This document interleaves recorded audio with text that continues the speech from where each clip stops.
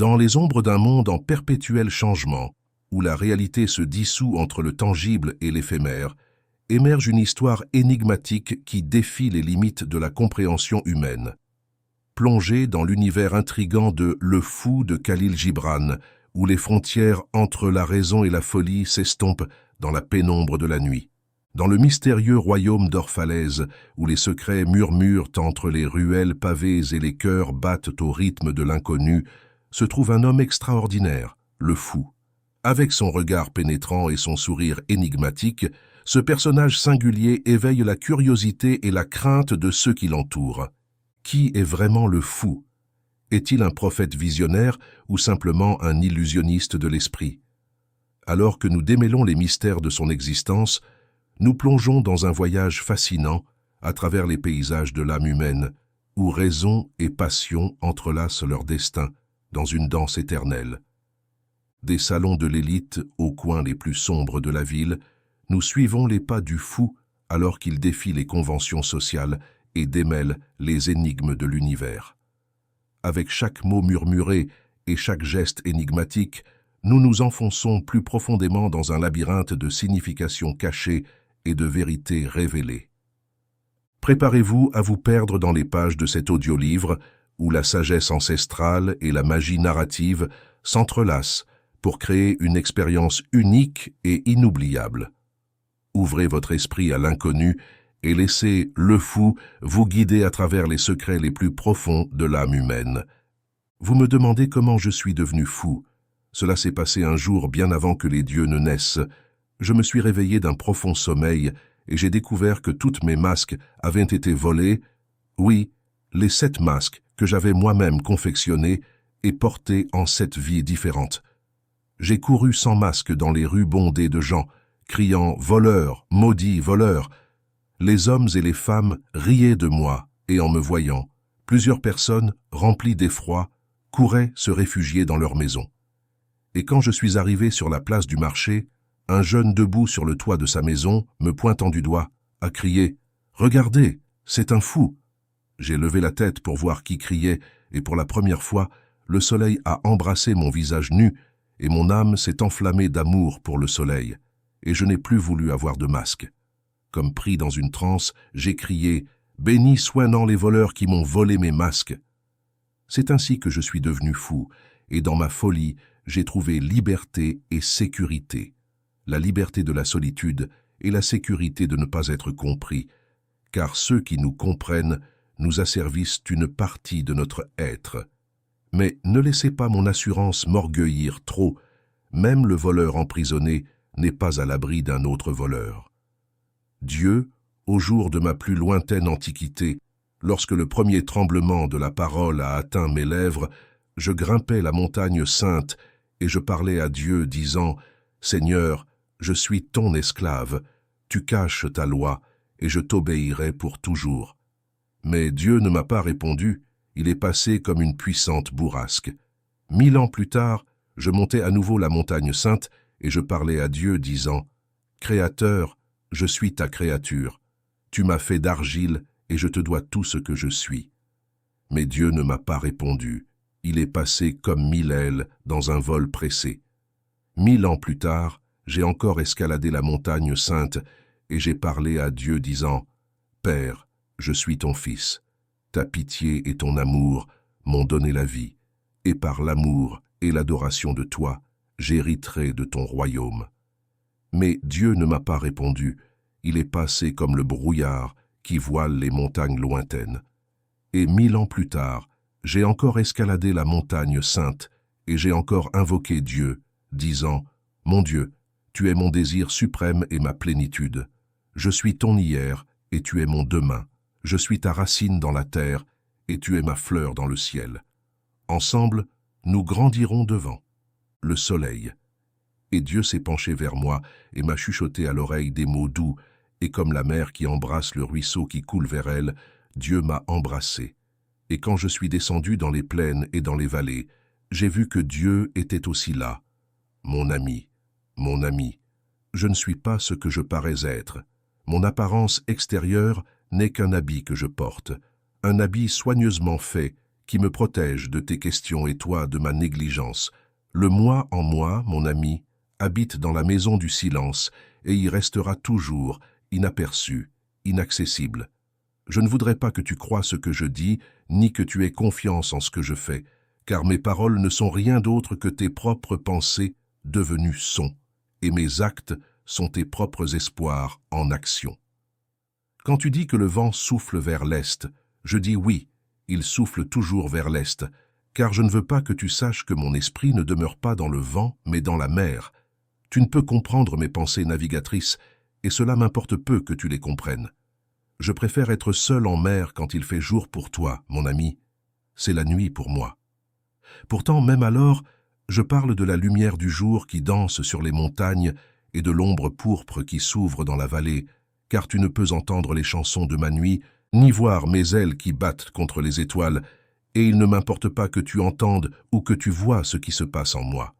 Je préfère être seul avec la nuit quand tu montes vers ton ciel, je descends vers mon enfer, et même alors, tu m'appelles à travers le golfe infranchissable qui nous sépare, compagnon, camarade, et je te réponds, compagnon, camarade, parce que je ne veux pas que tu voies de mon enfer. Les flammes t'atteindraient et la fumée t'étoufferait, et j'aime mon enfer, je l'aime au point de ne pas te permettre de le visiter. Je préfère être seul dans mon enfer. Tu aimes la vérité, la beauté et la justice, et moi, pour te complaire, je dis que c'est bien, et je simule aimer ces choses, mais au fond de mon cœur, je me moque de ton amour pour ces entités. Pourtant, je ne te laisse pas voir mon rire, je préfère rire seul, mon ami. Tu es bon, discret et sensé, en fait, tu es parfait, et à mon tour, je te parle avec raison et discrétion. Mais je suis fou, seulement je masque ma folie. Je préfère être fou seul, mon ami. Tu n'es pas mon ami, mais comment te faire comprendre? Mon chemin n'est pas le tien, et pourtant, nous marchons ensemble, main dans la main. Le vieux épouvantail doit être fatigué de rester immobile dans ce champ solitaire, dis-je un jour à un épouvantail. La joie de faire peur est profonde et durable. Ça ne m'ennuie jamais, me dit-il après une minute de réflexion. Je lui dis, c'est vrai, car moi aussi j'ai connu cette joie. Seuls ceux qui sont remplis de paille peuvent la connaître, me dit-il alors. Puis, je me suis éloigné de l'épouvantail, ne sachant pas s'il m'avait complimenté ou minimisé. Une année s'écoula, pendant laquelle l'épouvantail se transforma en philosophe. Et quand je passai à nouveau près de lui, je vis que 2 corbeaux avaient niché sous son chapeau. Dans ma ville natale, vivaient une femme et ses filles, somnambules. Une nuit, alors que le silence enveloppait le monde, la femme et sa fille marchaient endormies jusqu'à ce qu'elles se retrouvent dans le jardin enveloppé de brume. Enfin, la mère parla. « Je peux enfin te le dire, mon ennemi. À toi qui as détruit ma jeunesse et qui as vécu en construisant ta vie dans les ruines de la mienne, j'ai envie de te tuer. » Ensuite, la fille parla ainsi. « Femme odieuse, égoïste et vieille, tu te tiens entre moi et mon plus grand moi. Tu voudrais que ma vie soit un écho de la tienne, fanée. Tu aimerais que je sois morte. » À ce moment-là, le coq chanta et les 2 femmes se réveillèrent. Le sage chien. Un jour, un sage chien passa près d'un groupe de chats. Voyant que les chats semblaient absorbés à parler entre eux et qu'ils ne remarquaient pas sa présence, il s'arrêta pour écouter ce qu'ils disaient. Alors, un grand chat se leva, grave et circonspect, et dit à ses compagnons, « Prions, et quand nous aurons prié une fois et encore une fois, sans aucun doute, des souris tomberont du ciel. » En l'entendant, le chien rit intérieurement et s'éloigna des chats en disant « Chat aveugle et insensé, ce n'est pas écrit, et je ne l'ai jamais su, moi et mes parents avant moi, que ce qui tombe quand nous élevons des supplications et des prières au ciel, ce sont des os et non des souris. » Les 2 ermites. Sur une montagne lointaine vivaient 2 ermites qui adoraient Dieu et s'aimaient l'un l'autre. Les 2 ermites possédaient un bol en argile, leur seule possession. Un jour, un esprit maléfique entra dans le cœur de l'ermite le plus âgé, qui alla voir le plus jeune. « Il y a longtemps que nous vivons ensemble, lui dit-il. Il est temps de nous séparer.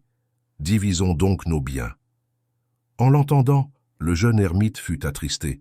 « Mon frère, dit-il, je suis peiné que tu doives me quitter, mais si tu dois partir, que cela soit ainsi.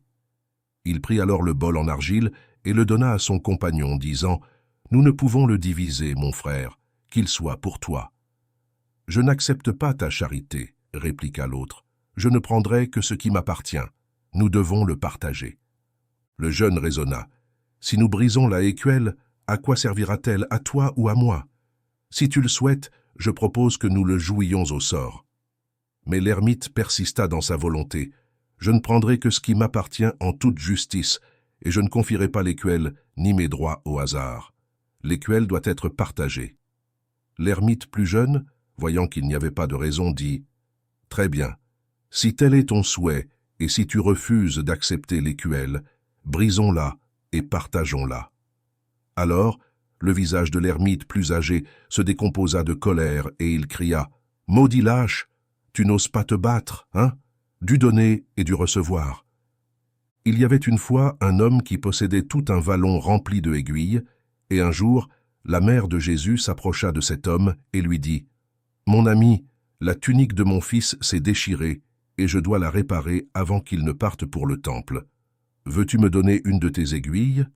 Mais au lieu de lui donner l'aiguille, cet homme prononça un discours érudit sur le don et la réception, afin que Marie puisse le répéter à son fils avant qu'il ne parte pour le temple. Dans l'heure la plus silencieuse de la nuit, tandis que j'étais couché et somnolent, mes 7 égaux se sont assis en cercle pour parler à voix basse, disant « Premier égaux, j'ai vécu ici dans cet homme tous ces ans, et tout ce que j'ai fait, c'est renouveler ses peines le jour et raviver sa tristesse la nuit.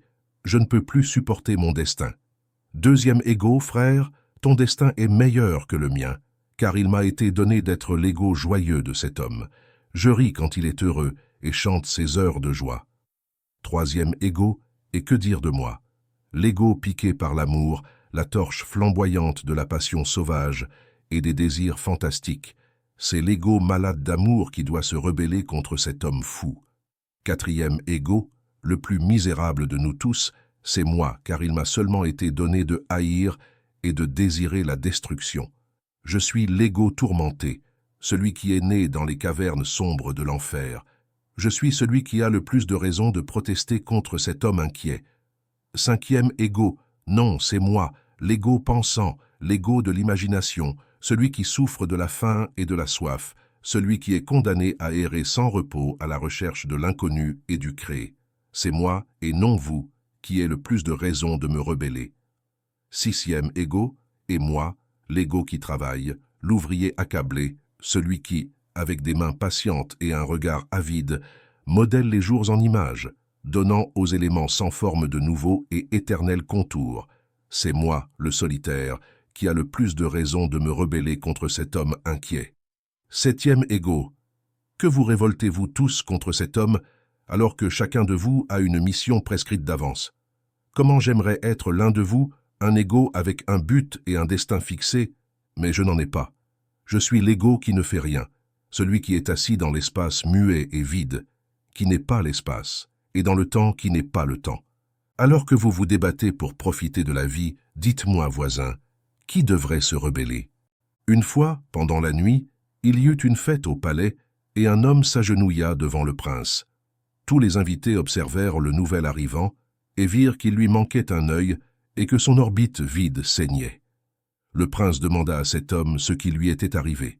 « Ô prince, répondit l'homme, ma profession est celle de voleur, et cette nuit, comme il n'y avait pas de lune, je suis allé cambrioler la boutique du changeur.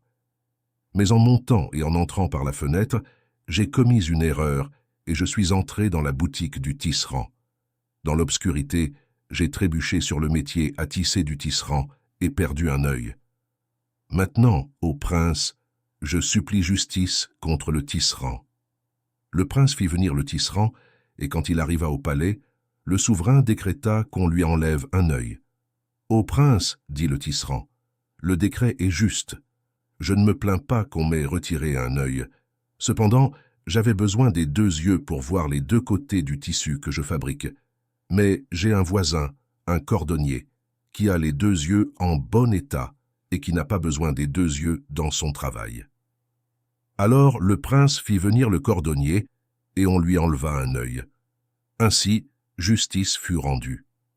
Au lever du jour, un renard regarda son ombre et se dit « Aujourd'hui, je vais déjeuner d'un chameau. » Il passa toute la matinée à chercher des chameaux, mais à midi, il regarda à nouveau son ombre et se dit « Eh bien, je me contenterai d'une souris. » Il était une fois, dans la lointaine ville de Ouidani, un roi qui gouvernait ses sujets avec autant de puissance que de sagesse, et il le craignait pour son pouvoir et l'aimait pour sa sagesse. Il y avait aussi, au cœur de cette ville, un puits d'eau fraîche et claire dont tous les habitants, y compris le roi et sa cour, buvaient, car c'était le seul puits de la ville. Une nuit, alors que tout était calme, une sorcière entra dans la ville et versa 7 gouttes d'un liquide mystérieux dans le puits, tout en disant « Dès cet instant, celui qui boira de cette eau deviendra fou. » Le lendemain matin, tous les habitants du royaume, à l'exception du roi et de son grand chambellan, burent du puits et devinrent fous, comme l'avait prédit la sorcière. Ce jour-là, dans les ruelles et sur le marché, les gens ne faisaient que chuchoter « Le roi est fou, notre roi et son grand chambellan ont perdu la raison. Nous ne pouvons pas permettre qu'un roi fou nous gouverne, nous devons le destituer. » Cette nuit-là, le roi ordonna de remplir une grande coupe en or avec l'eau du puits, et quand on la lui apporta, le souverain but avidement et passa la coupe à son grand chambellan pour qu'il en boive aussi. Il y eut une grande réjouissance dans la lointaine ville, car le roi et le grand chambellan avaient retrouvé la raison. Une fois assis à la table d'une taverne, 3 hommes, dont l'un était un tisserand, l'autre un charpentier et le troisième un fossoyeur, exprimèrent leur ambition. « Aujourd'hui, j'ai vendu un linceul de lin fin pour 2 pièces d'or, dit le tisserand. Nous devrions donc boire tout le vin que nous voulons. Et moi, dit le charpentier, j'ai vendu mon meilleur cercueil. En plus du vin, qu'on nous apporte un rôti succulent. Moi seul ai besoin d'une tombe, dit le fossoyeur, mais mon maître m'a payé le double, qu'on nous apporte aussi des gâteaux au miel. Toute cette nuit-là, il y eut beaucoup d'animation à la taverne, car les 3 amis demandaient souvent plus de vin, de viande et de gâteaux, et ils étaient très heureux. Le tavernier se frottait les mains en souriant à sa femme. Puisque les invités dépensaient généreusement en partant, les 3 amis de la taverne, la lune déjà haute dans le ciel, marchaient joyeux en chantant et en criant. Le tavernier et sa femme, debout à la porte de la taverne, regardaient avec satisfaction leurs invités. « Quels messieurs si généreux et joyeux !» s'exclama la femme. « Si seulement ils nous apportèrent de la chance et que tous les jours étaient ainsi, notre fils n'aurait pas à travailler comme tavernier et ne devrait pas se donner autant de mal. Nous pourrions lui offrir une bonne éducation pour qu'il devienne prêtre. » La nouvelle jouissance que j'ai inventée hier soir, j'étais sur le point de la tester pour la première fois quand un ange et un démon sont arrivés précipitamment chez moi. Tous 2 se sont rencontrés devant ma porte et ont disputé au sujet de ma nouvelle jouissance fraîchement créée. L'un des 2 criait que c'était un péché et l'autre affirmait avec la même véhémence que c'était une vertu. La langue dans laquelle j'ai parlé était celle du monde d'où je viens. Et quand j'ai eu 21 jours, le jour de mon baptême, le prêtre a dit à ma mère « Vous devez être très heureuse, madame, que votre fils soit né chrétien. » Je fus très surpris d'entendre cela et je dis au prêtre « Dans ce cas, votre mère ne doit pas être au ciel. Elle doit être très malheureuse, car vous n'êtes pas né chrétien. » Mais le prêtre ne comprenait pas non plus ma langue. Il y a 33 ans, après la mort de ma mère, de ma nourrice et du prêtre, seul le devin a survécu. Hier, je l'ai vu près de l'entrée du temple, et pendant que nous discutions, il m'a dit « J'ai toujours su que tu serais musicien, que tu deviendrais un grand musicien.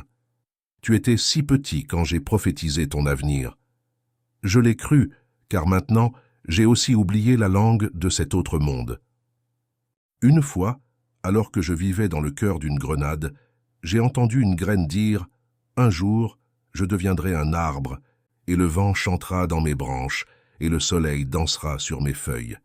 Je serai fort et beau en toute saison. » Ensuite, une autre graine a parlé et a dit « Quand j'étais jeune comme toi, je pensais aussi cela, mais maintenant que je peux mieux réfléchir à toute chose, je vois que mes espoirs étaient vains. » Je me suis donc installé ce jour-là dans le cœur d'un coin, où les graines sont rares et presque muettes.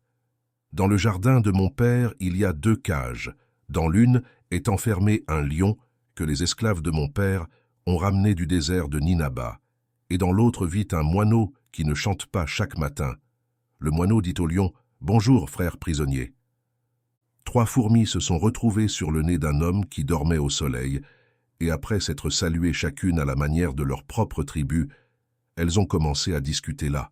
« Ces collines et ces plaines, dit la première fourmi, sont les plus arides que j'ai jamais vues de ma vie.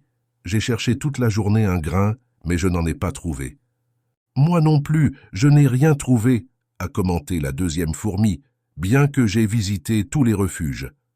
Voici, je suppose, ce que mon peuple appelle la douce terre mobile où rien ne pousse.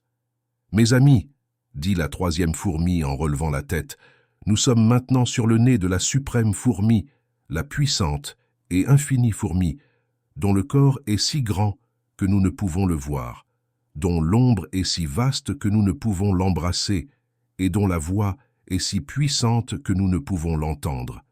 Et cette fourmi est omniprésente. Après que la troisième fourmi eut dit cela, les 2 autres se regardèrent et se mirent à rire. À ce moment-là, l'homme bougea dans son sommeil et leva la main pour se gratter le nez, écrasant ainsi les 3 fourmis. Une fois, alors que j'enterrais l'un de mes égaux, le fossoyeur s'approcha de moi pour me dire « Parmi tous ceux qui viennent ici pour enterrer leurs égaux morts, tu es le seul qui me soit sympathique. Tu me flattes beaucoup. » Je lui répondis « Mais pourquoi m'inspires-tu tant de sympathie ?» Il me répondit « Parce que tous arrivent ici en pleurant et repartent en pleurant. Toi seul arrives en riant et repars en riant. » Hier soir, sur les marches de marbre du temple, j'ai vu une femme assise entre 2 hommes. Une joue de la femme était pâle, l'autre rouge. J'étais très jeune quand on m'a dit qu'il y avait dans une certaine ville des habitants vivant conformément aux Écritures. Je me suis dit, je chercherai cette ville et la sainteté qui s'y trouve. Cette ville était très loin de chez moi. J'ai rassemblé de nombreuses provisions pour le voyage et j'ai entrepris le chemin. Après 40 jours de marche, j'aperçus la ville au loin, et le lendemain, j'y entrai. Mais, ô surprise, je vis que tous les habitants de cette ville n'avaient qu'un seul œil et une seule main. Cela m'étonna beaucoup. Je me demandais pourquoi les habitants de cette ville sainte n'avaient qu'un œil et qu'une main. Puis, je vis qu'ils étaient également étonnés, car ils étaient émerveillés que j'aie 2 mains et 2 yeux. Comme ils parlaient entre eux de mon apparence, je leur demandais « Est-ce là la ville sainte, où tous vivent selon les Écritures ?»« Oui, c'est la ville sainte, » me répondirent-ils. Et j'ajoutais « Quelle calamité vous est arrivée? Que sont devenus vos yeux droits et vos mains droites ?» Toute la foule semblait émue. « Viens et vois par toi-même, » me dirent-ils. Ils m'emmenèrent au temple qui était au cœur de la ville, et là, je vis une multitude de mains et d'yeux, tous secs. Je demandais « Mon Dieu, quel conquérant inhumain a commis cette cruauté envers vous ?» Il y eut un murmure parmi les habitants. Un des plus âgés prit la parole et me dit « Nous l'avons fait nous-mêmes. Dieu nous a rendus conquérants du mal qui était en nous. » Il me conduisit à un énorme autel. Tous nous suivirent. Le vieil homme me montra une inscription gravée au-dessus de l'autel. Je lus « Si ton œil droit est pour toi une occasion de chute, arrache-le et jette-le loin de toi, car il vaut mieux pour toi perdre un de tes membres que d'avoir ton corps tout entier jeté en enfer. Et si ta main droite est pour toi une occasion de chute, coupe-la et jette-la loin de toi, car il vaut mieux pour toi perdre un de tes membres que d'avoir ton corps tout entier jeté en enfer. » Alors j'ai compris, et je me suis tourné vers la foule rassemblée, et j'ai crié « Il n'y a parmi vous ni homme ni femme avec 2 yeux et 2 mains. » Ils me répondirent « Non, personne, seulement ceux qui sont encore trop jeunes pour lire les Écritures et comprendre leurs commandements. » En sortant du temple, j'ai immédiatement quitté cette ville sainte, car je n'étais pas encore trop jeune, et si je savais lire les Écritures. Le bon Dieu et le mauvais Dieu se rencontrèrent au sommet de la montagne. « Bonjour, frère, dit le bon Dieu. » Le mauvais Dieu ne répondit pas au salut. Le bon Dieu poursuivit. « Es-tu de mauvaise humeur aujourd'hui ?»« Oui, dit le mauvais Dieu, parce qu'on me confond de plus en plus avec toi. On m'appelle par ton nom et on me traite comme si j'étais toi, et cela me déplaît beaucoup. »« Eh bien, sache aussi que l'on m'a appelé par ton nom, dit le bon Dieu. » À ces mots, le mauvais Dieu continua son chemin, maudissant la stupidité des hommes. « Défaite, défaite, ma défaite, ma solitude et mon isolement, pour moi, valent plus que 1000 victoires et sont plus doux à mon cœur que toute la gloire terrestre. Ma défaite, ma connaissance de moi-même et mon défi. Tu m'as appris que je suis encore jeune et agile et que je ne dois pas me laisser tromper par des lauriers vains. Et en toi j'ai trouvé la béatitude d'être seul et la joie d'être rejeté et méprisé. Défaite, ma défaite, mon épée flamboyante et mon bouclier. Dans tes yeux, j'ai lu que être intronisé, c'est être asservi et être compris, c'est être renversé et être capturé, c'est atteindre sa propre maturité et comme un fruit mûr tomber et être objet de consommation.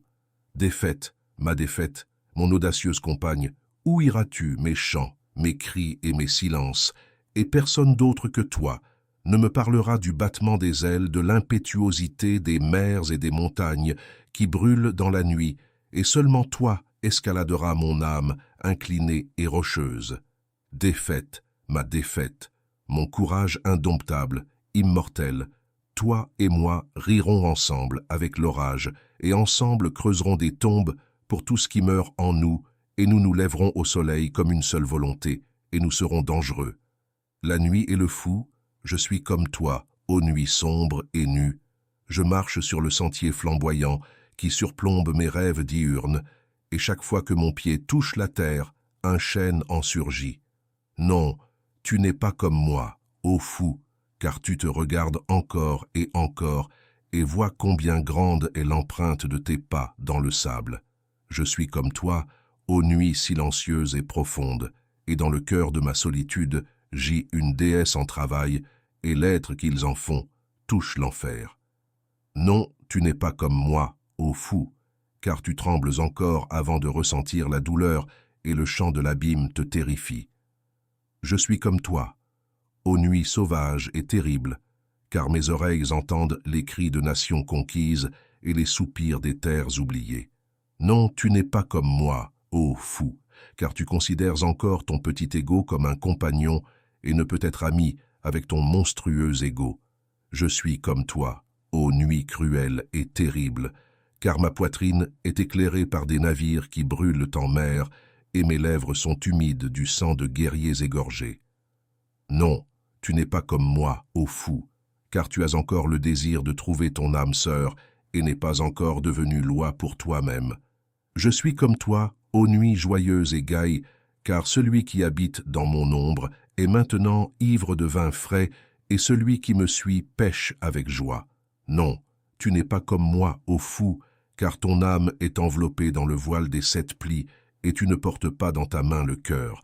Je suis comme toi, ô nuit patiente et passionnée, car dans ma poitrine sont enterrés 1000 amants morts, enveloppés de linceuls de baisers fanés. Alors, fou, tu te verras comme moi, tu penseras que tu es comme. Moi, tu ressembleras à moi, tu pourras chevaucher la tempête comme un poulain sauvage, et ainsi l'éclair comme une épée, oui, comme toi, ô nuit, comme toi, je suis puissant et grand, et mon trône repose sur des montagnes de dieux déchus, et aussi devant moi défilent les jours pour baiser l'ourlet de ma robe, sans oser me regarder en face. Tu penseras que tu es comme moi, toi, le fils de mon cœur le plus sombre, tu pourras penser mes pensées indomptables, et parler mon vaste langage. Oui, nous sommes des frères jumeaux, ô nuit, car tu révèles l'espace et je révèle mon âme. J'ai vu des visages, un visage avec 1000 visages et un visage qui n'avait qu'un seul visage, comme s'il était contenu dans un moule immuable. J'ai vu un visage dont l'éclat pouvait être vu à travers la laideur qui le recouvrait, et un visage dont l'éclat j'ai dû écarter pour voir combien il était beau. J'ai vu un vieux visage ridé et un visage jeune, sur lequel toute chose était gravée. Je connais tous les visages, car je les vois à travers la trame que mes yeux tissent, et je regarde la réalité qui est derrière la toile, la mer la plus grande, Mon âme et moi sommes allés nous baigner dans la grande mer, et arrivés à la plage, nous avons commencé à chercher un endroit solitaire et caché, mais pendant que nous marchions sur la plage, nous avons vu un homme assis sur un rocher gris, prenant des poignées de sel dans un sac et les jetant à la mer. Ceci est le pessimiste, dit mon âme. Partons d'ici, car nous ne pouvons pas nous baigner en présence du pessimiste. Nous avons continué à marcher jusqu'à arriver à une crique. Là, nous avons vu debout sur un rocher blanc un homme qui tenait un coffre orné dont il prenait du sucre pour le jeter à la mer. Et ceci est l'optimiste, dit mon âme. Lui non plus ne devrait pas voir nos corps nus. Nous avons continué à marcher, et à un autre endroit de la plage, nous avons vu un homme qui prenait des poissons morts avec sa main et les remettait dans l'eau.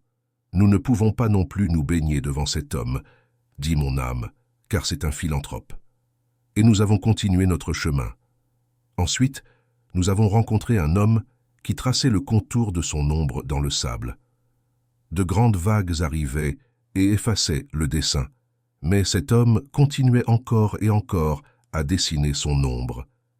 Et ceci est le mystique, dit mon âme. Éloignons-nous de lui. Nous avons continué à marcher jusqu'à ce que, dans une autre baie calme, nous voyions un autre homme qui ramassait de l'écume de mer et la versait dans un vase d'albâtre. Et ceci est l'idéaliste, dit mon âme. En aucun cas il ne doit voir notre nudité. Et nous avons continué à marcher. Soudain, nous avons entendu une voix qui criait « Ceci est la mer, la vaste et puissante mer. » En nous approchant, nous avons vu un homme qui tournait le dos à la mer et appliquait un coquillage à son oreille pour entendre le murmure de la mer. « Passons outre, dit mon âme. Ceci est le réaliste, celui qui tourne le dos à tout ce qu'il ne peut embrasser d'un regard et se contente d'un fragment du tout. » Et nous sommes passés outre, et dans un endroit plein de broussailles entre les rochers, un homme avait enterré sa tête dans le sable. Et je dis à mon âme, « Nous pouvons nous baigner ici, car cet homme ne peut pas nous voir. » « Non, dit mon âme, car celui-ci est le plus mortel de tous les hommes, c'est un puritain. » Ensuite, une grande tristesse se refléta sur le visage de mon âme, et sa voix s'assombrit. « Partons d'ici, dit-elle, car il n'y a aucun endroit solitaire et caché où nous puissions nous baigner. Je ne laisserai pas ce vent jouer avec ma chevelure d'or, ni ce vent caresser mon sein nu, ni cette lumière découvrir ma sainte nudité. Et nous avons quitté cette mer pour aller chercher la mer crucifiée. « Je voudrais être crucifié, criai-je aux hommes. « Pourquoi ton sang devrait-elle couler sur nos têtes ?» me répondirent-ils. Et je répondis, « Comment pourriez-vous être exaltés autrement que par la crucifixion des fous ?» Et ils acquiescèrent et me crucifièrent, et la crucifixion m'éteignit. Et alors que je pendais entre ciel et terre, ils levèrent la tête pour me regarder, et ils étaient exaltés, car ils n'avaient jamais levé la tête auparavant. Mais alors qu'ils étaient là, debout à me regarder, l'un d'eux cria « Que cherches-tu à espionner ?» Et un autre homme cria « Pour quelle cause te sacrifies-tu » Et un troisième homme dit « Penses-tu acquérir la gloire du monde à ce prix ?» Et puis un quatrième homme dit « Regardez !» Il sourit « Peut-il se pardonner tant de douleurs ?» Et je leur répondis à tous en disant « Souvenez-vous simplement que je souris, je n'espionne rien, je ne me sacrifie pas, et je ne désire pas la gloire. Et je n'ai rien à pardonner. J'avais soif et je suppliais qu'on me donne à boire de mon sang, car comment pourrais-je étancher la soif d'un fou, sinon par son propre sang? J'étais muet, et je demandais qu'on me blessât pour avoir une voix. J'étais prisonnier dans vos jours et vos nuits, et je cherchais une porte vers des jours et des nuits plus vastes, et maintenant je m'en vais, comme l'ont déjà fait d'autres crucifiés.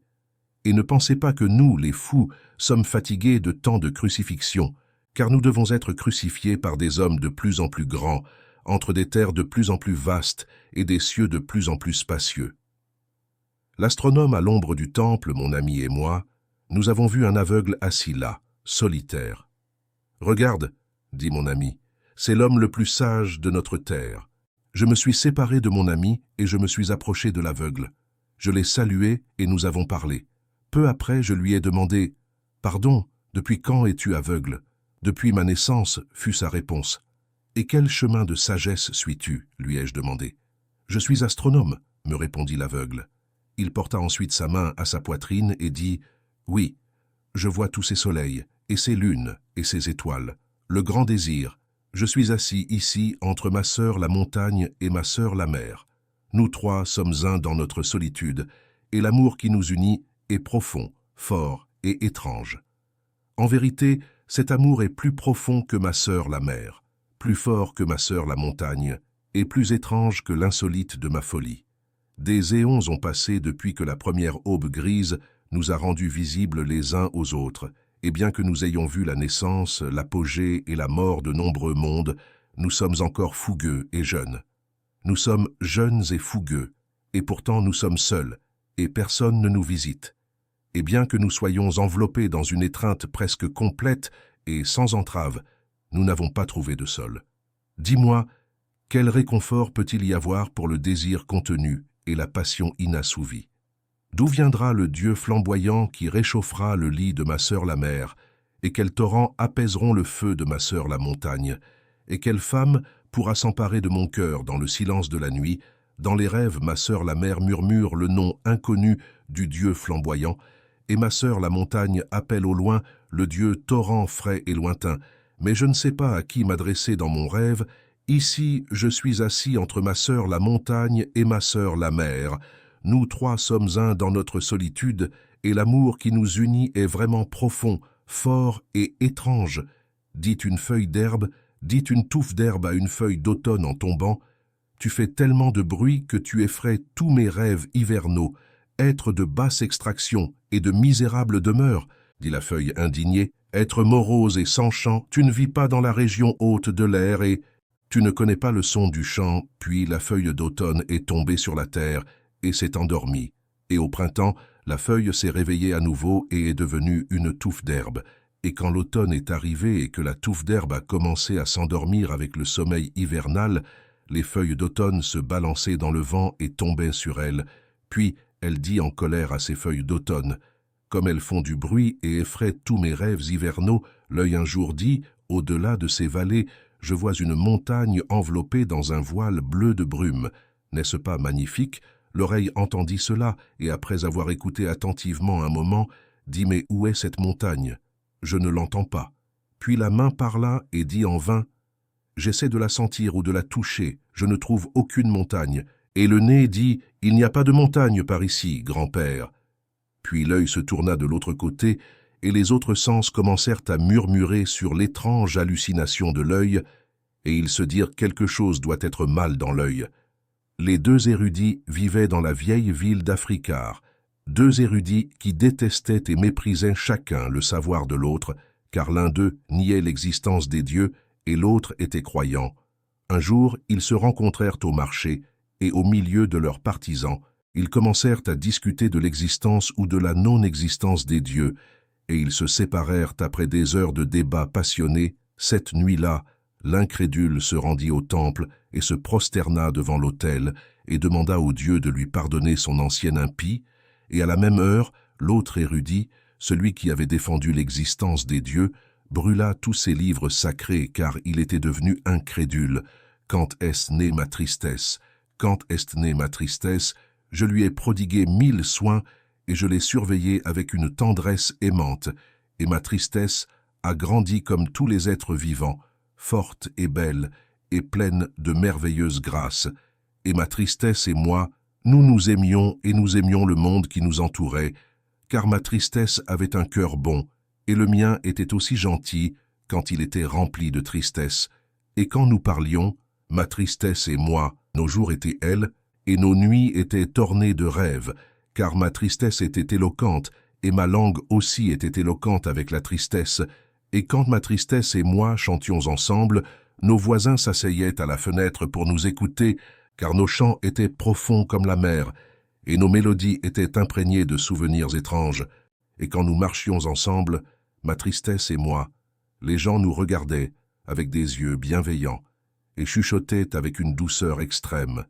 Et il y avait aussi ceux qui nous enviaient, car ma tristesse était un être noble, et je me sentais fier de ma tristesse. Mais ma tristesse mourut comme tout être vivant, et je restai seul avec mes pensées. Et maintenant, quand je parle, Mes mots résonnent lourdement à mes oreilles, et quand je chante, mes voisins n'écoutent plus mes chansons, et quand je marche seul dans la rue, personne ne me regarde. Seul dans les rêves, j'entends des voix compatissantes qui disent « Regardez là-bas, je connais cet homme à qui sa tristesse est morte, et quand est née ma joie, et quand est née ma joie, je l'ai portée dans mes bras, et je suis monté avec elle sur le toit de ma maison pour crier « Venez voisins, venez voir, car aujourd'hui ma joie est née. Venez contempler cet être plaisant qui rit sous le soleil. Mais quelle grande surprise, car aucun de mes voisins ne vint contempler ma joie. Et tous les jours pendant cette lune, j'ai proclamé la venue de ma joie depuis le toit de ma maison. Mais personne ne voulut m'écouter, et ma joie et moi étions seuls, sans personne pour nous rendre visite. Ensuite ma joie pâlit et tomba malade d'ennui. D'où viendra le Dieu flamboyant qui réchauffera le lit de ma sœur la mer, et quels torrents apaiseront le feu de ma sœur la montagne, et quelle femme pourra s'emparer de mon cœur, dans le silence de la nuit, dans les rêves, ma sœur la mer murmure le nom inconnu du Dieu flamboyant, et ma sœur la montagne appelle au loin le Dieu torrent frais et lointain, mais je ne sais pas à qui m'adresser dans mon rêve. Ici je suis assis entre ma sœur la montagne et ma sœur la mer. Nous trois sommes un dans notre solitude, et l'amour qui nous unit est vraiment profond, fort et étrange, dit une feuille d'herbe, dit une touffe d'herbe à une feuille d'automne en tombant. Tu fais tellement de bruit que tu effraies tous mes rêves hivernaux, être de basse extraction et de misérable demeure, dit la feuille indignée, être morose et sans chant, tu ne vis pas dans la région haute de l'air et tu ne connais pas le son du chant. Puis la feuille d'automne est tombée sur la terre et s'est endormie. Et au printemps, la feuille s'est réveillée à nouveau et est devenue une touffe d'herbe. Et quand l'automne est arrivé et que la touffe d'herbe a commencé à s'endormir avec le sommeil hivernal, les feuilles d'automne se balançaient dans le vent et tombaient sur elle, puis elle dit en colère à ces feuilles d'automne, comme elles font du bruit et effraient tous mes rêves hivernaux. L'œil un jour dit, au-delà de ces vallées, je vois une montagne enveloppée dans un voile bleu de brume. N'est-ce pas magnifique? L'oreille entendit cela, et après avoir écouté attentivement un moment, dit « Mais où est cette montagne? Je ne l'entends pas. » Puis la main parla et dit en vain « J'essaie de la sentir ou de la toucher. Je ne trouve aucune montagne. » Et le nez dit « Il n'y a pas de montagne par ici, grand-père. » Puis l'œil se tourna de l'autre côté, et les autres sens commencèrent à murmurer sur l'étrange hallucination de l'œil, et ils se dirent « Quelque chose doit être mal dans l'œil. » Les deux érudits vivaient dans la vieille ville d'Africar, deux érudits qui détestaient et méprisaient chacun le savoir de l'autre, car l'un d'eux niait l'existence des dieux et l'autre était croyant. Un jour, ils se rencontrèrent au marché, et au milieu de leurs partisans, ils commencèrent à discuter de l'existence ou de la non-existence des dieux. Et ils se séparèrent après des heures de débats passionnés. Cette nuit-là, l'incrédule se rendit au temple et se prosterna devant l'autel et demanda au Dieu de lui pardonner son ancienne impie. Et à la même heure, l'autre érudit, celui qui avait défendu l'existence des dieux, brûla tous ses livres sacrés, car il était devenu incrédule. Quand est née ma tristesse, quand est née ma tristesse, je lui ai prodigué 1000 soins, et je l'ai surveillée avec une tendresse aimante, et ma tristesse a grandi comme tous les êtres vivants, forte et belle, et pleine de merveilleuses grâces. Et ma tristesse et moi, nous nous aimions, et nous aimions le monde qui nous entourait, car ma tristesse avait un cœur bon, et le mien était aussi gentil quand il était rempli de tristesse, et quand nous parlions, ma tristesse et moi, nos jours étaient tels, et nos nuits étaient ornées de rêves, car ma tristesse était éloquente, et ma langue aussi était éloquente avec la tristesse, et quand ma tristesse et moi chantions ensemble, nos voisins s'asseyaient à la fenêtre pour nous écouter, car nos chants étaient profonds comme la mer, et nos mélodies étaient imprégnées de souvenirs étranges. Et quand nous marchions ensemble, ma tristesse et moi, les gens nous regardaient avec des yeux bienveillants et chuchotaient avec une douceur extrême. Et il y avait aussi ceux qui nous enviaient, car ma tristesse était un être noble, et je me sentais fier de ma tristesse. Mais ma tristesse mourut comme tout être vivant, et je restai seul avec mes pensées. Et maintenant, quand je parle, mes mots résonnent lourdement à mes oreilles, et quand je chante, mes voisins n'écoutent plus mes chansons. Et quand je marche seul dans la rue, personne ne me regarde. Seul dans les rêves, j'entends des voix compatissantes qui disent « Regardez là-bas, je connais cet homme à qui sa tristesse est morte. Et quand est née ma joie, je l'ai portée dans mes bras, et je suis monté avec elle sur le toit de ma maison pour crier « Venez, voisins, venez voir, car aujourd'hui ma joie est née. Venez contempler cet être plaisant qui rit sous le soleil, mais quelle grande surprise, car aucun de mes voisins ne vint contempler ma joie, et tous les jours pendant cette lune, j'ai proclamé la venue de ma joie depuis le toit de ma maison. Mais personne ne voulut m'écouter, et ma joie et moi étions seuls, sans personne pour nous rendre visite. Ensuite ma joie pâlit et tomba malade d'ennui, car seulement moi jouissais de sa beauté, et seulement mes lèvres embrassèrent les siennes, enveloppées dans cette étreinte passionnée où le temps semblait se figer, où chaque moment était une éternité d'extase. Mais alors, comme une ombre s'étendant sur un jardin en fleurs, la solitude est venue, insidieuse, s'insinuant dans les interstices de notre amour, transformant notre paradis en un désert aride de désespoir. La chaleur de nos étreintes s'est dissipée, remplacée par le froid glacial de l'isolement, et le murmure doux de nos rires s'est éteint, noyé dans le silence oppressant de nos cœurs brisés. Chaque instant partagé autrefois dans la lumière éblouissante de notre amour est désormais obscurci par l'ombre lancinante de la séparation.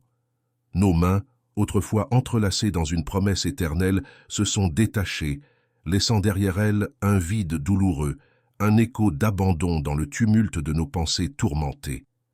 Chaque nuit, je ressens la froideur des draps vides à mes côtés, rappel constant de la solitude qui m'envahit depuis que tu es parti. Les murs de notre foyer résonnent désormais de silence, où chaque écho porte le poids de nos souvenirs partagés, maintenant teintés de tristesse et de regret. Chaque coin de cette maison qui autrefois était le théâtre de notre bonheur commun, semble maintenant être un rappel poignant de ce qui aurait pu être, de ce qui aurait dû être. Les rires joyeux qui autrefois remplissaient chaque pièce ont été étouffés par le poids de nos désaccords et de nos déchirements. Chaque craquement du plancher semble me rappeler nos discussions houleuses, nos disputes passionnées qui laissèrent derrière elles un froid glacial dans l'air.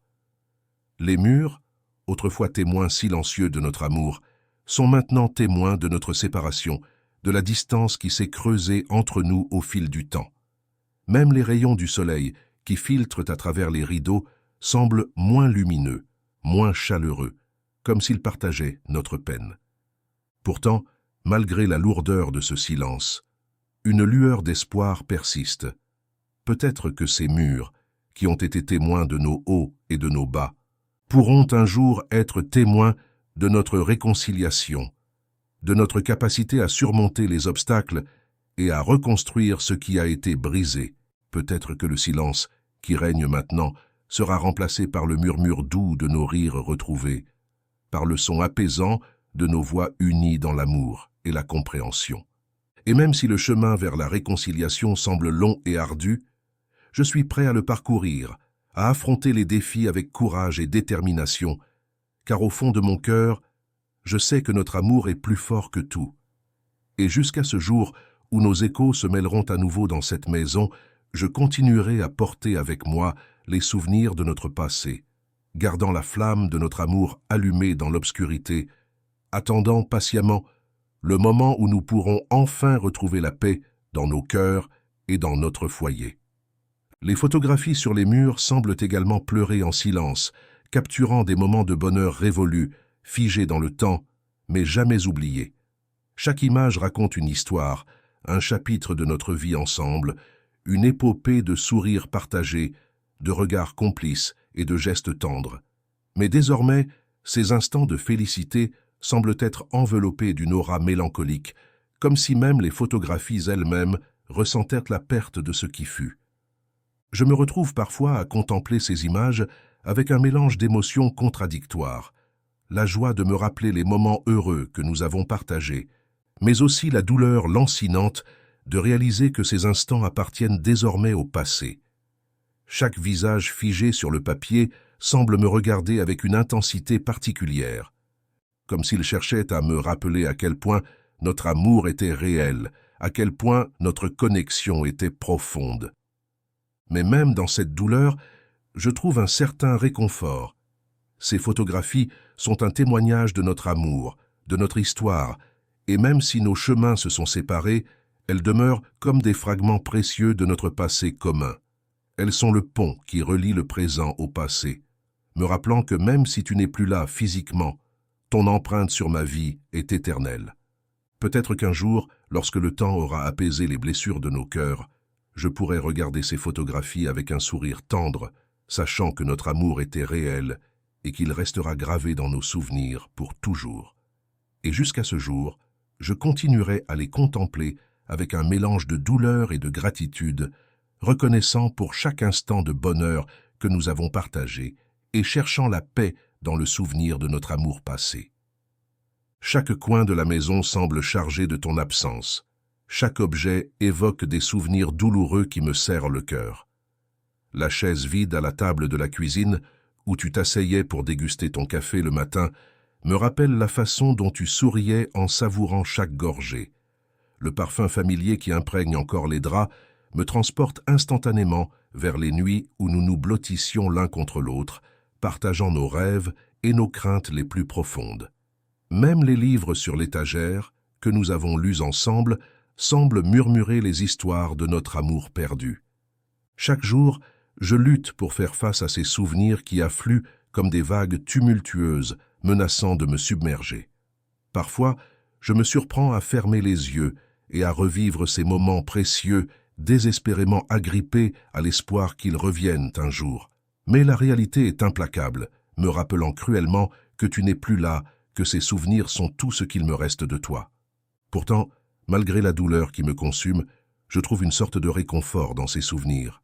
Ils sont le témoignage de notre amour, de notre histoire partagée, et même si tu es parti, ces moments précieux restent intacts, préservés dans les méandres de ma mémoire. Et peut-être, à travers eux, je peux trouver la force de continuer, de transformer la douleur de ton absence en une célébration de ce que nous avons eu, et de croire en un avenir où nos chemins se croiseront à nouveau, où nos cœurs pourront enfin retrouver la paix dans l'étreinte l'un de l'autre. Les jours s'étirent dans une routine morne et sans fin, ponctuée seulement par les moments fugaces où je me permets de rêver que tu pourrais revenir. Mais la réalité me rattrape toujours, brutale et impitoyable, me ramenant à cette solitude insurmontable qui pèse sur mes épaules comme un fardeau trop lourd à porter. Même les sourires polis des passants dans la rue semblent me narguer, me rappelant à quel point je suis seul dans cette foule anonyme. Pourtant, malgré la douleur qui consume mon cœur, je garde une lueur d'espoir, fragile mais persistante. Peut-être qu'un jour, les échos de nos rires résonneront à nouveau dans ces murs, que la chaleur de ton amour embrasera à nouveau nos vies assombries. Peut-être que le destin, dans sa clémence, nous accordera une seconde chance de trouver le bonheur que nous avons perdu.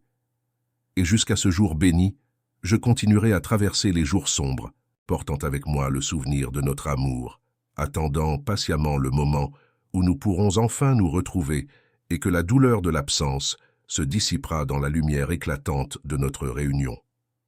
Dans l'obscurité de la nuit, je revis les moments où nous étions ensemble, où chaque étreinte était un refuge, chaque sourire, un rayon de lumière dans l'obscurité. Mais à présent, ces souvenirs ne sont que des fantômes qui hantent mes pensées, me rappelant cruellement ce que j'ai perdu. Je me surprends à écouter les murmures du vent, cherchant désespérément un signe de ta présence, un souffle de réconfort dans cette solitude étouffante. Pourtant, même au creux de cette obscurité, l'espoir persiste, ténu mais tenace. Peut-être que quelque part, dans l'immensité du monde, nos chemins se croiseront à nouveau. Peut-être que le temps pansera nos blessures et que nous pourrons reconstruire ce qui a été brisé. J'ose croire en un avenir où nos mains se retrouveront, où nos cœurs se réchaufferont à nouveau dans l'étreinte de notre amour retrouvé. Et jusqu'à ce jour, je porterai le poids de nos souvenirs avec moi, gardant la flamme de notre amour allumée dans l'obscurité, attendant patiemment le jour où nous pourrons enfin nous retrouver. Les jours s'écoulent, moroses et sans fin, tandis que nous errons dans le labyrinthe de nos regrets, cherchant désespérément un chemin de retour vers ce que nous étions. Mais chaque pas dans cette obscurité semble nous éloigner davantage de la lumière qui jadis illuminait nos vies. Nous sommes naufragés dans un océan de solitude où chaque vague de nostalgie nous submerge, nous emportant plus profondément dans les abysses de notre désespoir. Pourtant, malgré la douleur insoutenable de cette séparation, il reste un faible espoir, un rêve fragile de rédemption. Peut-être quelque part dans l'univers infini, nos âmes se retrouveront, libérées des chaînes terrestres qui nous retiennent, se rejoignant dans un éclat d'éternité où le temps n'a plus de prise. J'ose espérer que dans cette danse cosmique des destins entremêlés, nous trouverons la paix que nous avons tant cherchée, que nos cœurs brisés se guériront dans la lumière douce de l'amour retrouvé. Et alors, peut-être, le murmure de nos rires résonnera à nouveau, dispersant les ténèbres de notre solitude pour illuminer nos vies d'un éclat renouvelé. Maintenant, je me retrouve seul, errant dans les dédales de ma mémoire, cherchant désespérément à retrouver ne serait-ce qu'une lueur de cette félicité passée. Mais tout ce qui reste, ce sont des souvenirs fanés, des fragments de bonheur engloutis par les ténèbres de la mélancolie. Je me rappelle chaque éclat de joie, chaque étreinte, mais ces souvenirs, tels des feuilles d'automne emportées par le vent, tourbillonnent dans l'oubli, se fondant dans l'océan infini du temps. Pourtant, même dans cette mer d'oubli, une lueur persiste, un écho lointain de ce que nous étions autrefois. Car bien que la douleur de la perte puisse être déchirante, elle est aussi le témoin de ce qui fut, de l'amour pur et intense que nous avons partagé. Et peut-être, dans le doux murmure du vent, dans le scintillement fugace d'une étoile solitaire, je peux retrouver un fragment de cette félicité passée, un rappel tendre et poignant de notre amour perdu, un refuge dans l'ombre de la nostalgie. Le monde parfait, Dieu des âmes perdues, toi qui es perdu parmi les dieux, écoute-moi. Je vis parmi une race d'hommes parfaits, moi le plus imparfait des hommes, moi un chaos humain, une nébuleuse d'éléments confus, je vagabonde entre des mondes parfaitement achevés, entre des peuples qui sont régis par des lois bien élaborées et qui obéissent à un ordre pur, dont les pensées sont cataloguées, dont les rêves sont ordonnés et dont les visions sont inscrites et enregistrées, leurs vertus, ô Dieu, sont mesurées, leurs péchés sont bien calculés par leur poids, et même les innombrables actes qui se produisent dans le crépuscule nébuleux de ce qui n'est ni péché ni vertu sont enregistrés et catalogués. Dans ce monde, les nuits et les jours sont convenablement divisés en saisons de comportement et sont gouvernés par des règles d'une exactitude impeccable.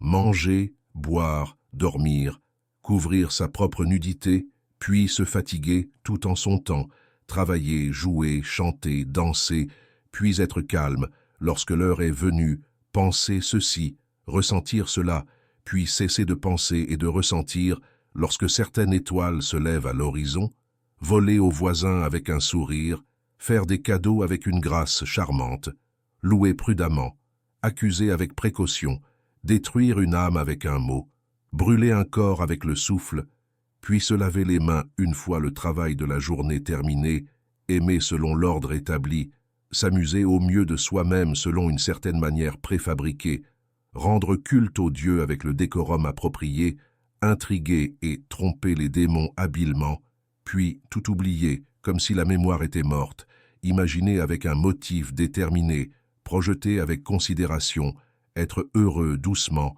souffrir avec noblesse, puis vider la coupe de manière à ce que demain nous puissions la remplir à nouveau.